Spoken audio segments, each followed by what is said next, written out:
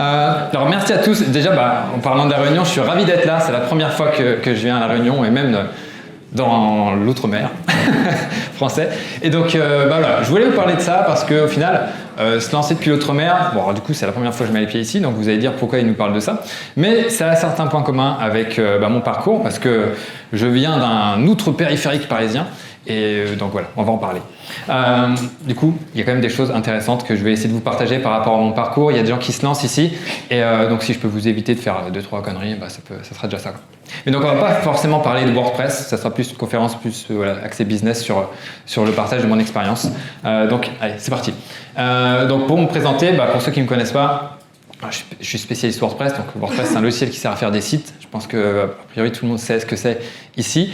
Donc depuis 2011 et donc fondateur d'un site qui s'appelle WP Marmite, cofondateur d'une formation WordPress qui s'appelle WP Chef. Et donc moi je suis basé à Troyes ici là. Donc grosso modo c'est entre Paris et Strasbourg en Champagne-Ardenne. Et bon voilà, c'est plutôt cool, mais juste hier, voilà, j'ai dû gratter pour emmener mes enfants à l'école avant de venir. Et quand je suis arrivé ici à 5h du matin et à 25 degrés, ça change et c'est pas mal. Donc voilà, petit sommaire rapidos, petite intro sur une chose qui me rend fou. Et on va voir si vous partagez mon point de vue. Après, je vais vous parler du fait que vous avez un super pouvoir. Et après, on partagera cette clé sur justement par rapport à mon expérience, mais aussi qui pourront vous servir par rapport à votre business, à ce que vous entreprenez, etc. Et puis à la fin, on fera une petite conclusion. Donc, un truc qui me rend fou. Là, il n'y a pas de bug. Hein. Quand j'ai partagé ma conf, ils m'ont dit « T'es sûr que tu n'as pas une animation, un truc comme ça ?» Non, c'est normal. Parce que quand on pense à la France, généralement, on pense à ça, quoi, un hexagone. Il y en a d'autres qui pensent à ça. Ok, alors il y en a d'autres qui pensent un petit peu plus loin, ils pensent à ça. Ok.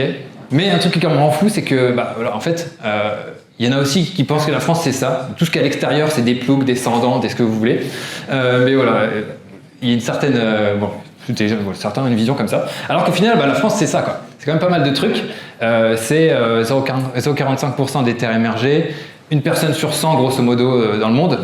Ça reste petit, peut-être.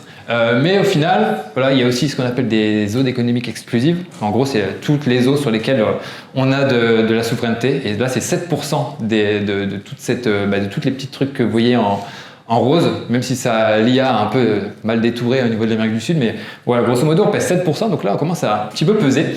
Et vous allez me dire, ok, et alors, c'est quoi le rapport avec la conférence d'aujourd'hui? Eh bien, un truc qui est intéressant, c'est que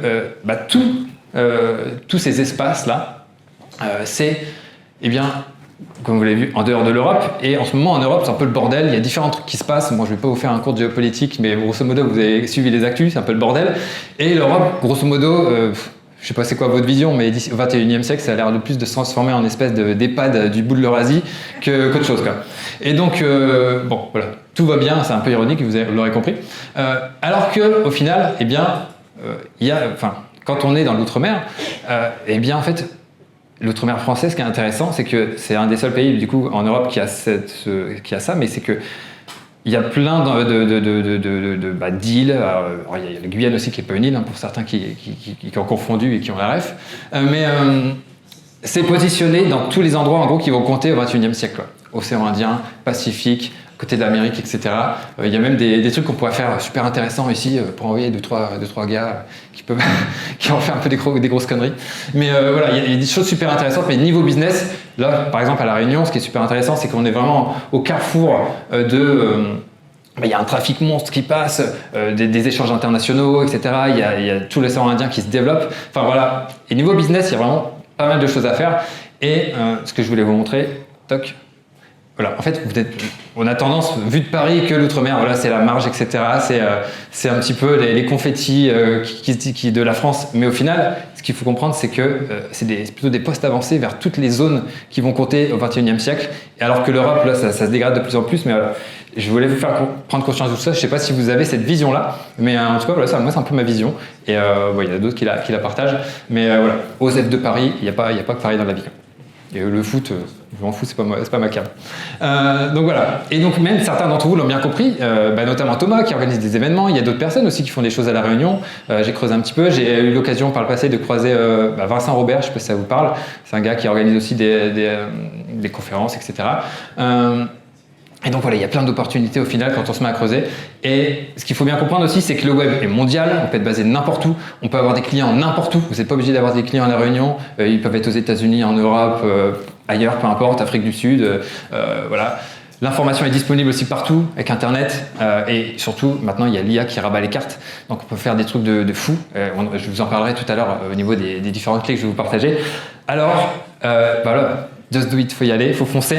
Et c'est vrai que des fois, on se dit, j'ai pas d'idée, je doute, est-ce que c'est pour moi, est-ce que c'est pas pour moi, etc. Est-ce que je suis la bonne personne pour faire ça? Grosso modo, je sais pas si vous avez aussi la ref aussi là, c'est normal, c'est normal. Quand on se lance, enfin moi là, que je me suis lancé même plusieurs années après, on se demande toujours est-ce que je vais dans le bon chemin, est-ce que vraiment je fais le bon truc, est-ce que je suis parti sur la bonne idée de business? On va parler de tout ça ensemble. Et du coup, voilà, je vais vous partager donc 7 clés pour pouvoir démarrer, vous lancer ou même renforcer votre activité. Et la première des clés, c'est qu'il faut comprendre qu'entreprendre, c'est résoudre des problèmes, trouver où est votre cible, donc vos clients cibles, et après leur vendre votre solution.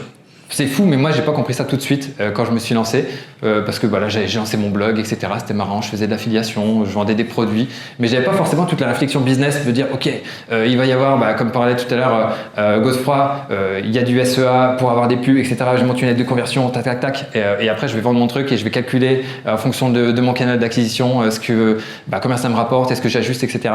Voilà, moi j'étais en plus à la cool dans ma campagne en train de faire tout ça, mais voilà, faut vraiment bien intégrer tout ça et que entreprendre, c'est vendre et il faut pouvoir l'assumer. Comme tout à l'heure Nicolas le disait, c'est qu'en France, voilà, il y a aussi tabou de l'argent, etc. Mais voilà, quand on veut arriver à vivre de son activité, il faut bien comprendre que il faut arriver à vendre, même quand on est freelance, même quand on fait quelque chose qui peut sembler basique. Il faut vraiment avoir cette philosophie là derrière, parce que si vous ne faites pas de chiffre d'affaires, vous n'allez pas pouvoir vous payer, vous n'allez pas pouvoir peut-être payer des outils, des ressources, etc. Et donc voilà, si vous n'avez pas de CA, il se passe rien, quoi. Et après vous allez stagner, abandonner, dire que c'est peut-être pas pour vous. Mais voilà,